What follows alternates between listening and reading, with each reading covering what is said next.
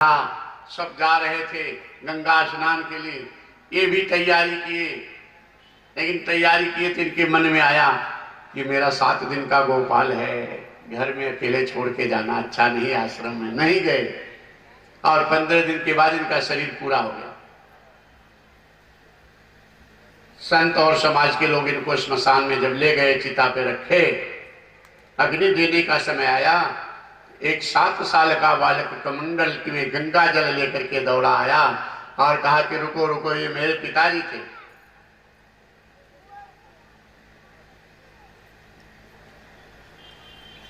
इनको गंगा स्नान करने का मन था, हमारे प्रेम में नहीं जा पाए। मैं गंगा जल लेने के लिए गया था, इनको गंगा जल से स्नान कराऊंगा और फिर मैं इनको चिता में अग्नि दूंगा। और सबको मालूम था कि ये ब्रह्मचारी थे, शादी विवाह नहीं तो बेटा का, लेकिन उस समय किसी की मति काम नहीं की, सब बगल हट गए। गंगा जल से स्नान कराए, चिता में आग लगाए, आधी चिता जब जल गई तब ये बालक गायब हो गया। तब सबको होश आया, तब सब देखने लगे वो बालक कहाँ गया, बालक कहाँ गया, कौन था। तब वो महात्मा जी थे जो बताए कि ये बालक भगवान कृष्ण थे, परमात्मा थे। ये महात्मा जी को ऐसे ऐसे इच्छा थी, मैंने इनको साधन बताया था, गोपाल जी को अपना पुत्र माने थे, भगवान कृष्ण थे, इनकी चिता में आ गया गंगा जी। नाता लगा के देखो, हर नाते नहीं बात।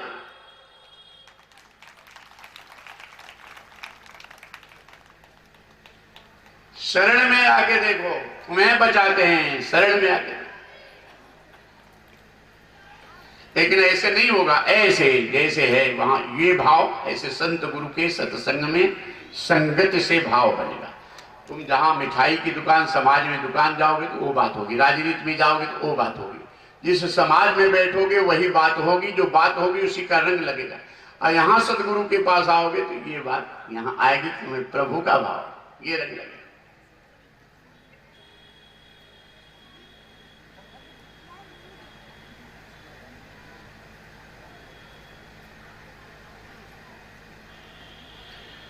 तेरे सफर में सवारी के खातिर कंधों पे ठठरी का ठेला रहेगा, ये मन ये 2 दिन का मेला रहेगा, न कायम ये जग का झमेला रहेगा। कहता है कि दौलत आएगी मेरे काम, पर ये तो बता धन हुआ किसका भला गुलाम। समझा गए उपदेश हरिश्चंद्र कृष्ण राम, रहती नहीं है संपत्ति, रहता है सिर्फ नाम। छूटेगी दौलत यहीं की यहीं पर, तेरी कमर में न ढेला रहेगा, रे मन ये 2 दिन का मेला रहेगा। न कायम ये जग का झमेला रहेगा। इसका मतलब पैसा कमाना बुरा नहीं है, सब छूट जाएगा। पैसा कमाओ, भगवान से प्रार्थना करो, अच्छी सी नौकरी, अच्छा सा बेटा, अच्छी सी दुकान, अच्छी सी बहू, अच्छा सा दामाद, खूब धन सम्मान संपत्ति सब दे दो, लेकिन हे नारायण उसी के साथ मुझे अच्छी सी बुद्धि दे दो। इसका सदुपयोग करें, दुरुपयोग न करें। पैसे का, परिवार का, शक्ति का, विद्या का दुरुपयोग न करें, सदुपयोग करने वाली बुद्धि दे दो नारायण, इससे कल्याण हो जाए।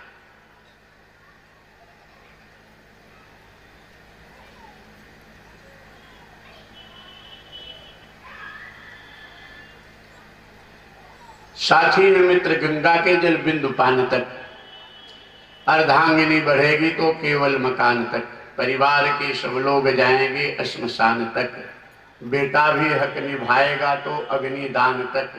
इसके तो आगे भजन ही है साथी, हरि के भजन बिनु अकेला रहेगा, रे मन ये 2 दिन का मेला रहेगा, न कायम ये जग का झमेला। ये भजन तुम्हारे साथ में जाएगा। रात्रि के कहां कहां से लोग आकर के यहाँ पे, कहां उतरौला, कहां बहराइच, कहां से आ रहे, दूर दूर से लोग, आप लोग आए हो। ये आपके साथ की पूंजी है, अपनी संसार की पूंजी का सदुपयोग कर रहे हो। भगवान ने शक्ति संपत्ति दिया है, बुद्धि विद्या दिया है, इसका सदुपयोग कर रहे हो। इससे अपना ये जीवन भी सुखी, मन शांत है, आगे भी आपका जीवन अच्छा रहेगा, बाल बच्चे भी सुखी रहेंगे। जिन बेटे बहुओं के बच्चों के लिए कमाते हो, वो बच्चे तुम्हारे सुखी रहेंगे तुम्हारे धर्म से। और गांव वाले में कहते हैं, बुजुर्ग लोग कहते हैं, बाढ़े पूत पिता के धर्म में। धर्म कर्म करोगे तो जिन बच्चों के लिए है वो बच्चे तुम्हारे अपने आप सुखी होंगे। साथी मित्र गंगा के जलबिंदु पान तक, यहां जितने रिश्ते नाते हैं, अगर भाग्य अच्छा रहा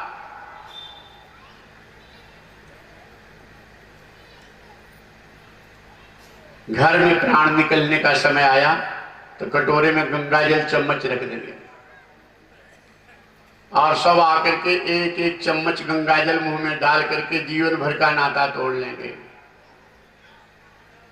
साथी है मित्र गंगा के जल बिंदु पान तक, अर्धांगिनी बढ़ेगी तो केवल मकान तक, परिवार के सब लोग जाएंगे अस्मशान तक, बेटा भी हक निभाएगा तो अग्नि दान तक, इसके तो आगे भजन ही है साथी। और एक बात ध्यान रख लो, यहां मरने वाले के लिए कोई रोता नहीं। पति मर गया है, पत्नी रो रही है, पति के लिए नहीं। पत्नी मर गई है, पति रो रहा है, पत्नी के लिए नहीं। माता पिता मर गए हैं, बेटा बहू रो रहे हैं, माता पिता के लिए नहीं। आप कहते महाराज हम तो देखे हैं रोते हुए, चीख चीख के रोते हुए। देखे हो लेकिन ध्यान नहीं दिए हो कि किसके लिए रो रहे हैं। जो भी मर गया है कहीं ध्यान से सुनो, बस यही कह के रोते हैं, अब मेरा क्या होगा, अब मेरा क्या होगा, अब मेरी नैया कैसे पार होगी, मेरे दुख सुख में अब साथी कौन होगा, हम तो बेसहारा हो गए, अब मेरा क्या होगा, मेरा क्या होगा, यही कह के रोते हुए सुने होंगे। मैं भी सुना, तुम भी यही सुने होंगे। अभी तक इस दुनिया में किसी के मुंह से नहीं सुना कि कोई पत्नी पति के लिए या पति पत्नी के लिए या माँ बेटा बहू माता पिता के लिए ये कह करके रोए हो कि तुम्हारा क्या होगा, है तुम्हारा क्या होगा। जीवन भर की कमाई छोड़ गए, मकान छोड़ गए, बैंक बैलेंस छोड़ गए, समाज छोड़ गए, है तुम्हारा क्या होगा।